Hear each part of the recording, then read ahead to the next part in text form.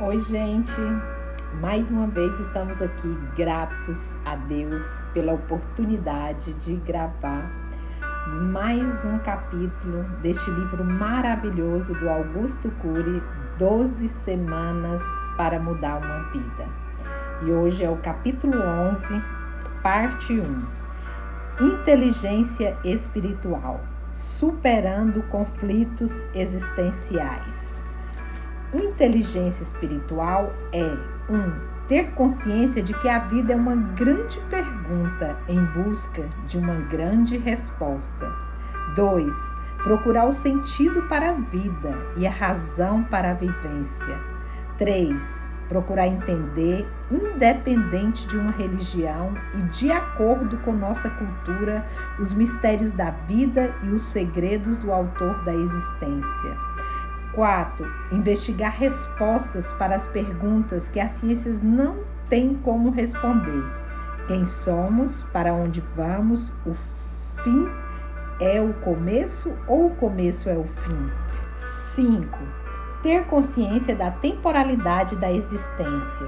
Descobrir esperança na desolação, conforto na tribulação, coragem nas perdas, sabedoria no caos.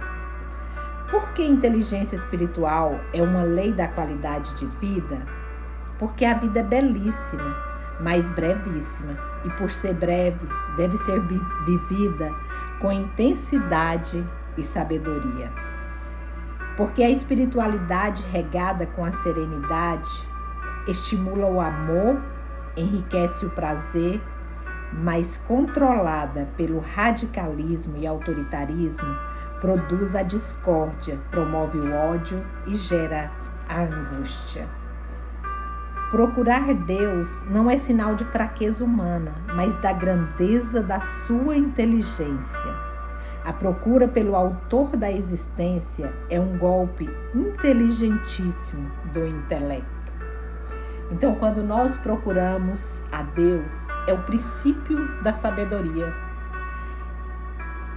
Salomão diz em Provérbios que o temor do Senhor é o princípio da sabedoria.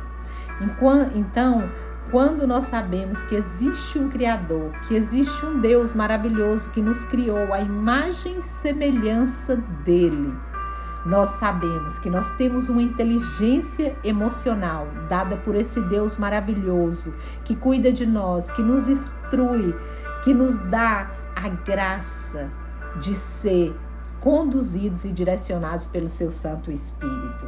E nos dá o entendimento de que nós estamos aqui nessa terra, mas a nossa vida é muito breve, é como uma viagem. E essa viagem passa muito rápido. E a nossa vivência aqui, nessa terra maravilhosa, que esse Deus maravilhoso criou para nós, é a conquista, é o preparo para uma outra vida que existe, que é a vida eterna. A frustração da ciência, a implosão do ateísmo. A ciência, no início do século XX, prometeu muito para o ser humano. Ela traria o paraíso para a Terra, promoveria a igualdade, fraternidade, justiça, direitos humanos, distribuição de alimentos. A ciência prometeu muito, mas não cumpriu suas promessas. Como vimos, a solidão, o estresse, a ansiedade, os sintomas psicossomáticos, a SPA, a depressão, as crises nos relacionamentos e a farmacodependência têm atingido patamares importantíssimos. Então, se descobriu que o problema não estava na ciência, mas nos solos da psique e do espírito humano. A ciência avançou muito, o ser humano avançou pouco, em vários aspectos regrediu. As pessoas voltaram-se para a espiritualidade, os cientistas voltaram-se para a ideia de Deus. Para alguns cientistas da física, o mundo físico não pode ser completamente matematizável, ou seja, ser explicado e mensurado pela matemática, pois tem muitos fenômenos inexplicáveis que ultrapassam os limites da lógica. Há diversos cientistas afirmando que a teoria quântica na física, que é tão importante como a teoria da relatividade de Einstein, concebe a ideia de que há um Deus no universo, uma consciência cósmica, uma casualidade descendente. Os físicos têm sua razão para crer em Deus. Deus é real ou uma invenção do cérebro? Como autor da teoria da inteligência multifocal, descobri que as maiores evidências de que há um Deus no universo não estão no mundo físico, mas no cerne da psique humana. A energia psíquica se transforma num processo contínuo e irrefreável. Pensar não é uma opção do homem, é inevitável. Podemos gerenciar os pensamentos, mas não interrompê-los. Tais fenômenos só podem ter sido concebidos por um Criador. Num instante, podemos estar alegres e noutros apreensíveis, num tranquilos, noutros ansiosos. Que tipo de energia constitui nossas emoções que as fazem mudar de natureza em frações de segundo? Às vezes, diante de um pequeno problema, reagimos com grande ansiedade e diante de um grande problema, reagimos com tranquilidade. A matemática da emoção rompe com os parâmetros da matemática numérica, o que nos torna belos e, por vezes, imprevisíveis e complicados.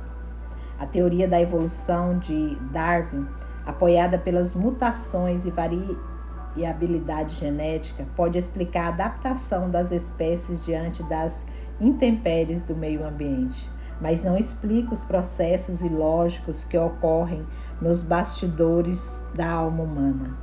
Ela é simplista demais para explicar a fonte que gera o mundo das ideias e das emoções. A psique ou alma humana precisa de Deus para ser explicada.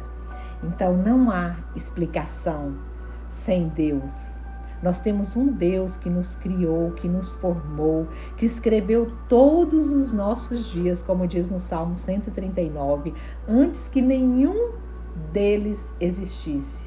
E é esse Deus, o nosso Criador, que deu o seu Filho único, Jesus Cristo, para morrer pelos nossos pecados. É esse Deus maravilhoso que nos conduz, nos dirige, que nos deu o Espírito Santo Consolador, aquele que vai nos conduzir todos os dias da nossa vida. Deus não é uma invenção de um cérebro evoluído que resiste ao seu fim existencial. Deus não é uma ideia do cérebro. O cérebro é uma ideia de Deus. Em busca da eternidade, a intuição criativa. Einstein disse, certa vez, que não compreendia como surgiram as inspirações que contribuíram para a descoberta da teoria da relatividade. Se a mente humana fosse estritamente lógica, o mundo intelectual seria programado e rígido. Não teríamos a inspiração, a criatividade, a angústia das dúvidas. Não teríamos uma ansiedade vital que nos estimula a abrir as janelas da inteligência para resolvê-las. Não haveria escritor nem leitor. Certa vez perguntaram para Einstein se ele cria em Deus. Perplexo com a pergunta, ele retrucou que um cientista como ele não poderia deixar de crer em Deus. Em outra ocasião, ele disse que estava mais interessado em conhecer a mente de Deus do que os fenômenos da física. Nossa, que lindo, né? Em Filipenses fala assim, que quanto mais nós conhecemos a Deus, mais nós o amamos. E quanto mais nós o amamos, mais nós queremos conhecê-lo. A gente sempre ama tudo que a gente conhece. E a gente sempre vai querer conhecer mais a quem a gente ama. Isso é tempo de qualidade, isso é intimidade, é prazer em estar e conhecer e desfrutar do tempo com quem eu amo. O pai da psicanálise, Freud, procurava a superação do fim da existência, apesar de ter sido um judeu ateu. O amor atropelou o pensador. O amor intenso de Freud por um dos seus netos que estava morrendo lentamente de tuberculose miliar abalou seus alicerces. Ele desenvolveu uma crise depressiva. Sua depressão era sinal de fragilidade? De modo nenhum. Ela representava uma dramática reação inconsciente diante do fim da existência. A depressão de Freud era um grito do seu inconsciente pela eternidade. No entanto, o que Freud passou, vivi situação semelhante. Perdi 2 sobrinhos e uma cunhada subitamente. O carro em que estava acidentou-se gravemente, incendiou-se. As crianças eram como filhos para mim. Meu querido irmão, na época, perdeu toda a sua família. Daria tudo o que tenho, todas as conquistas, todos os meus bens materiais para trazê-los de volta à vida. Choramos lágrimas incontidas. Todos os psiquiatras do mundo não poderiam nos consolar, mas Deus foi o nosso consolo na tempestade, nossa âncora na tormenta, nosso conforto na dor. Esse é o Deus Pai Criador. É aquele que nos dá um consolador, o Espírito Santo, que traz consolo, onde não existe palavras humanas que possa consolar uma pessoa. Mas Ele, através do teu Santo Espírito, Ele traz o consolo para nós. É esse Deus maravilhoso. Deus e a psiquiatria. Há um conflito existencial dentro de cada ser humano, seja ele um religioso ou um ateu cético, que a psiquiatria e a psicologia não pode resolver. A psiquiatria trata dos transtornos psíquicos usando antidepressivos e tranquilizantes, e a psicologia usando técnicas psicoterapêuticas. Mas elas não resolvem o vazio existencial, não dão respostas aos mistérios da vida. No cerne da alma e no espírito humano há um buraco negro, um vazio existencial que suga nossa paz diante das dores da vida e da morte. Quando a fé se inicia, a ciência se cala. A fé transcende a lógica. Cada um deve seguir a sua consciência, fazer suas escolhas e ser responsáveis por ela. Nossa, que maravilhoso, né? Esse capítulo é maravilhoso. A gente saber que existe um Deus maravilhoso que cuida de nós, que nos fortalece, que nos criou, que deu o seu Filho para morrer pelos nossos pecados e nos deu um Consolador, o teu Espírito Santo, para cuidar de nós, para nos fortalecer, para nos conduzir. E como sempre, nós terminamos os nossos vídeos com oração. Eu queria te convidar agora para orar. Se você tem alguma dúvida com relação à existência de um Deus que te criou, que te formou ali no ventre da sua mãe, que você peça agora o Espírito Santo de Deus para te trazer revelação e convencer-te dessa existência, te dar sonhos de Deus. Vamos orar? Pai querido, Deus amado, nós colocamos a nossa vida diante de Ti, papai. Nós queremos dizer, papai, que nós acreditamos que Tu és o nosso Deus, o nosso Criador, aquele que nos formou ali no ventre da nossa mãe e que escreveu todos os nossos dias, Paizinho, antes que nenhum deles existisse, mas o Senhor já escreveu todos os nossos dias. Papai, nós queremos Te louvar e Te dizer que nós cremos em Ti, nós queremos Te agradecer por ter dado o Teu único Filho, Jesus Cristo, por morrer ali na cruz pelos nossos pecados, para que nós fôssemos livres do pecado e conduzidos à vida eterna.